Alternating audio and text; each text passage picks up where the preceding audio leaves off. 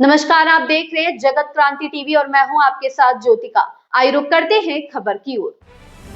Calcutta high court ने बुधवार को तृणमूल कांग्रेस को अंतरिम राहत देते हुए उनके फ्रीज किए गए 3 बैंक खातों को अस्थायी रूप से चलाने की इजाजत दे दी है।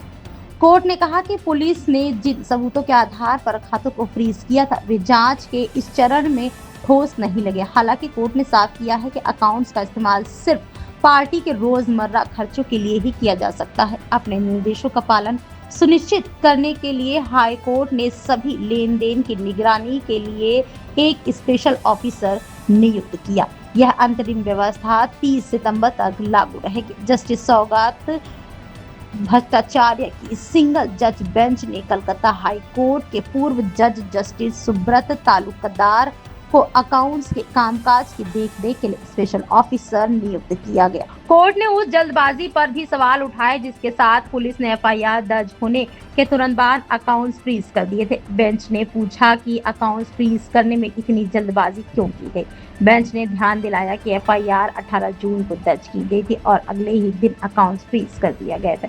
शुरुआती चरण में कोर्ट ने कहा कि उसे ऐसी तत्काल कार्रवाई को सही ठहराने वाला कोई ठोस सबूत या सामग्री नहीं मिली। कोर्ट ने यह भी टिप्पणी की है कि आम नागरिक जब शिकायत लेकर पुलिस के पास जाते हैं तो ऐसी तत्परता शायद ही देखने को मिलती है। हाई कोर्ट ने अकाउंट्स को चालू रखने की इजाजत देते हुए कड़े सुरक्षा उपाय लागू किए। टीएमसी को सिर्फ अपने रोजमर्रा के कामकाज और एडमिनिस्ट्रेटिव खर्चों के लिए ही फंड निकालने की इजाजत होगी। इस किसी और मकसद के लिए पैसे निकालने की इजाजत नहीं होगी। बैंक में कोई भी चेक पेश करने से पहले उस पर टीएमसी के 2 अधिकृत पदाधिकारियों के हस्ताक्षर होने चाहिए।